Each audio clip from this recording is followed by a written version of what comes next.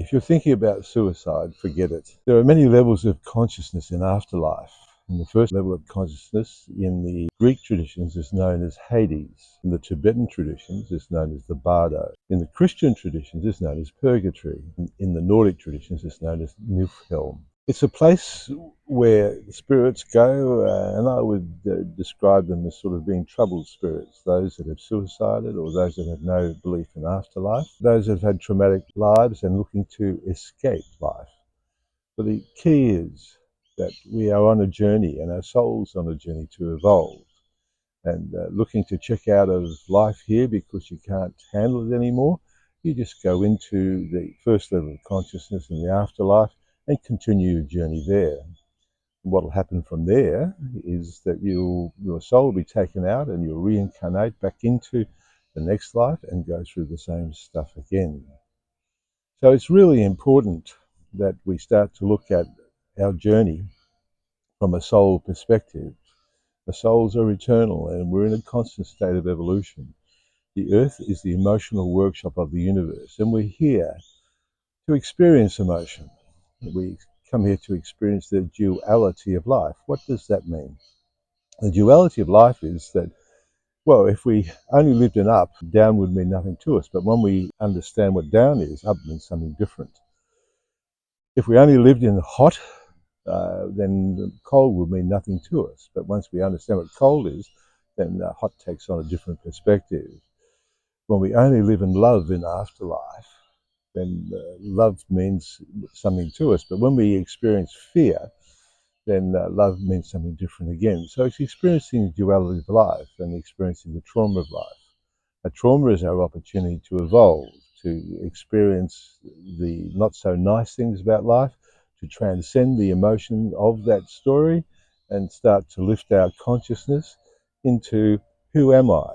Where am I going? And coming above what I call the reptilian brain of fight and flight, just surviving, but coming into that space above your story to work out who I am and to choose who I consciously am.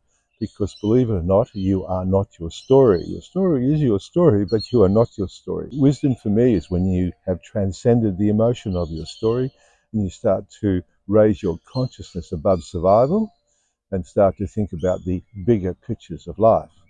So when we talk about suicide, it's not an escape.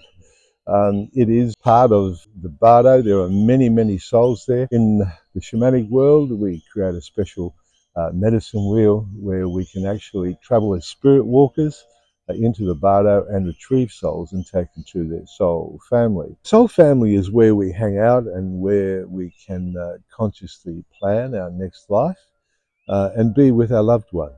Whereas the bardo is a place of transition, it can be a place of turmoil, and from there we don't have the conscious decision of I'm going to reincarnate into this life to experience this and have soul contracts that come with that.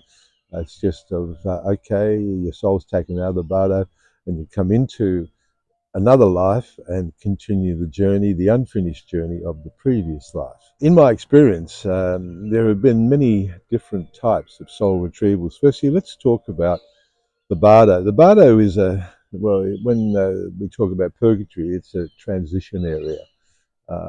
And when we look at life in the bardo, it can be many different types of transition.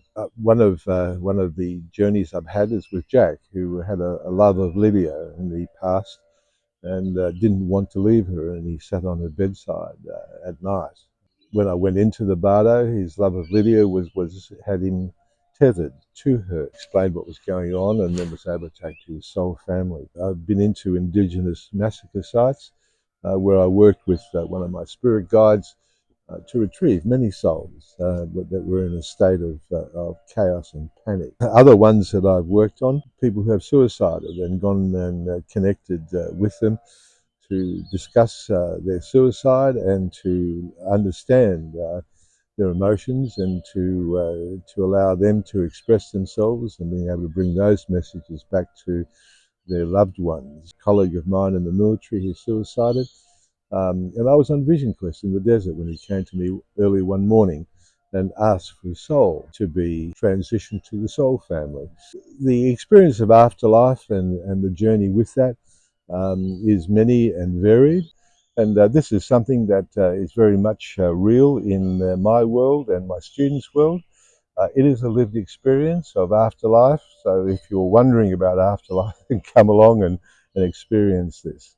Look at your journey, look into your heart, and start to walk a conscious journey towards evolution. There's no destination in life, it's just finding out who you are and then consciously choosing to be the best version of who you are.